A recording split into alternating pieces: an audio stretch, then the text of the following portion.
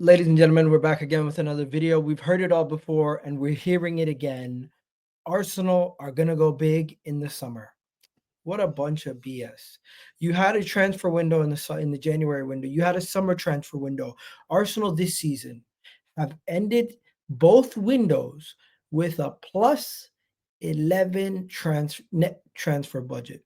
So we have sold 11 million more than we've bought this whole year with Heaven going to Manchester United, where we got 1 million this window, and the 10 million we got last window from the sales of Eddie Nketiah and Emil Smith Rowe and others, we've profited 10 million, 11 million this season. And you know something? The day after the window closes, we find out Arsenal's plans for the summer. Very convenient timing to tell Arsenal strategy to everybody and give us an idea of what Arsenal were thinking and what the club were thinking. The plan is very simple. They did not want to go and spend big this window. They did not want to go and buy somebody in the short term that potentially would hamper or cause issues in the future. And they've given a lot of articles have dropped. So let's go through it. First, they speak about Ollie Watkins. What do they say? Let me show you. Ollie Watkins. On Ollie Watkins, Aston Villa gave Arsenal opportunity to sign Ollie Watkins and had a conversation. Basically, 60 million possibility. That was something clearly Arsenal were not prepared to do at that value. They decided to suggest 40 million. So first you got the Ollie Watkins situation, which is clearly Arsenal were offered Ollie Watkins from Aston Villa. And then Arsenal said, you know what? We want him for 20 million less. Why would Aston Villa come to us with an offer and then we would try to negotiate and start from 20 million less than what they originally offered?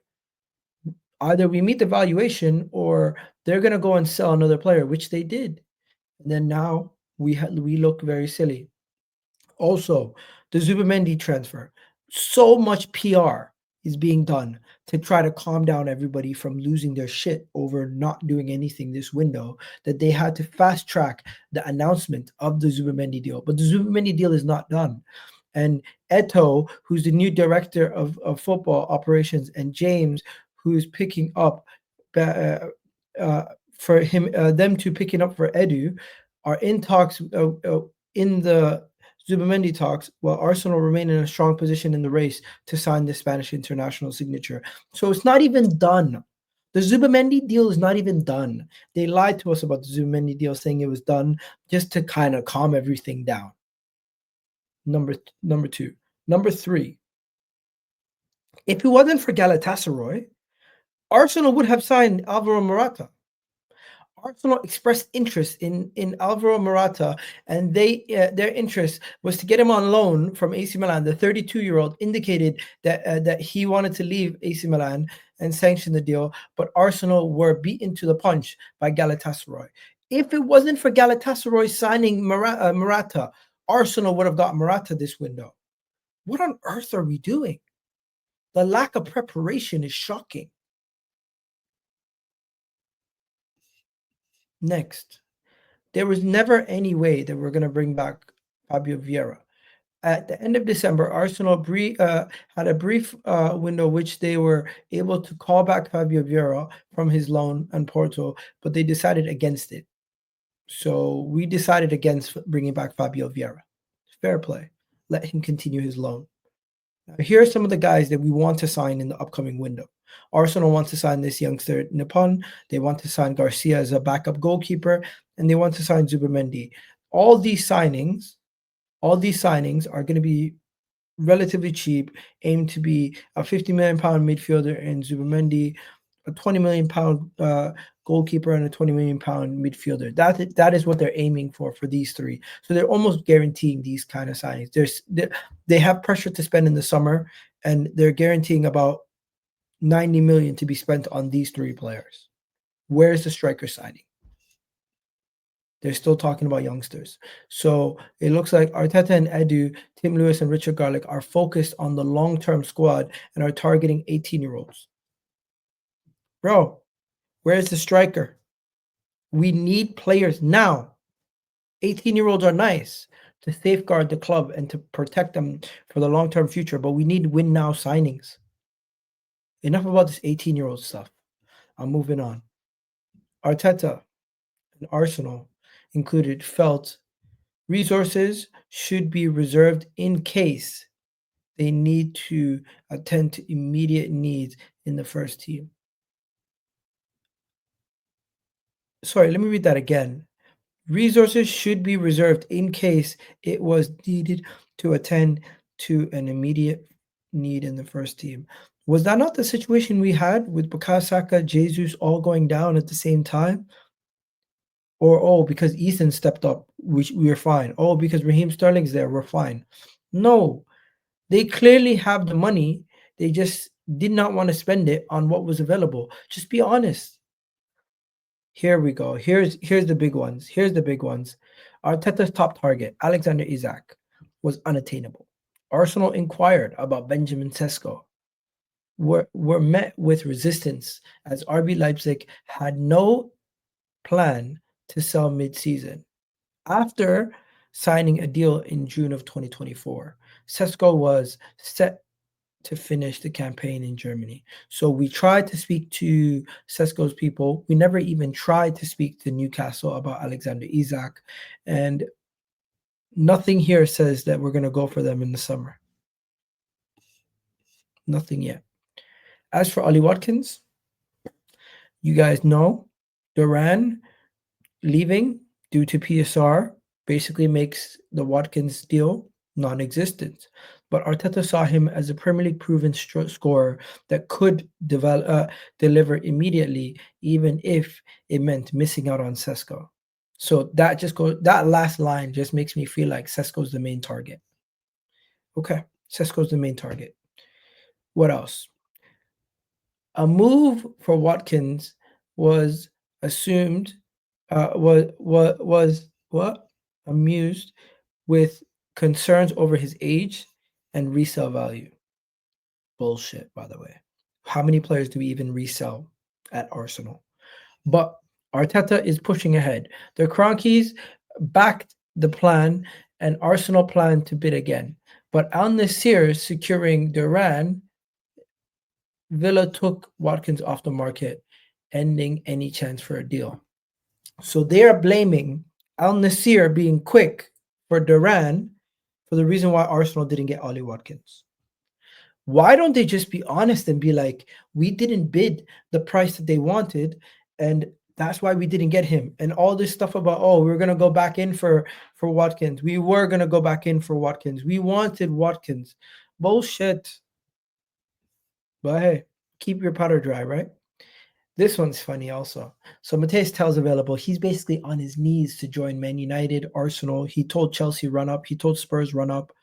But Arsenal just didn't feel like he had the experience, could limit his impact late in the season. So they didn't feel like him coming in so late in the season, he could actually impact the first team. Fair play. I kind of understand that one. As for Zinchenko, they are going to prepare for him to leave, but they weren't prepared for him to leave now. They were only considering permanent deals, not a loan. So if he was going to leave, no loan deals, just permanent. I agree with the club on that. As for here, Arsenal will continue the sporting director recruitment process with a view to make an appointment before the summer. Fair play. We need to, because this guy Eto, he's not it, bro. He's not it. And then the final thing, Ben White is still out until after the break, and Arsenal are still meeting with this kid. So there's no guarantee we're even going to get that kid. And then finally, before we go any further, I just want to say, Arsenal, Jason Eto is growing into, you know what, back in January, they tried to tell us that this guy had a lot of power at the club. They even did this article here saying that Eto, internal sporting director connections, gets the role full-time and will have a big part in the January transfer window. If this guy gets the role full-time, I really question the direction of Arsenal because we now have a bunch of lawyers running the club, and they're gonna be so risk adverse. They're gonna be so more worried about the bottom line and the club's future than getting stuff done to try to win now. Sometimes you need to take risks, and there needs to be an element of risk needed in football in order to get you over that line. You can't always be so calculated and get everything right. You're gonna make mistakes. But if you're so risk adverse, you're never gonna put yourself in a situation to even get to things. And sometimes the most sure things, the most guaranteed sure things, we can't even afford in the first place because we just are not the Real Madrids and the Barcelonas of the world. We can't get the Mbappes, the Erling Haalands. But yeah, long story short, Arsenal, you better go and sign a striker, a left winger, Zubimendi, a backup goalkeeper, a defender, and another midfielder to back up Odegaard by the end of next summer. That is one, two, three, four, at least minimum 5 signings. Minimum from now till next summer. And with Partey and Jorginho leaving, I would need Zubimendi plus another midfielder. But yeah, that's it for today, guys. Honestly, it's annoying. Arsenal's annoying, but I kind of understand the fact that they don't want to go too crazy and sign some players that we don't want and we don't need for the future. But Ollie Watkins was there, 60 million, reasonable deal. I think everybody would have been kind of understandable if we went for Ollie Watkins. He improves the team. But if they feel like Sesko is a better player than Ollie Watkins and he improves us more because of his age and his resale value and his potential in case things don't go well to move off him, this is why you have lawyers involved. You have lawyers running the club. Football men, they don't care. They try to get you to win now no matter what. And that's what we need to start doing. We need to see win now signings.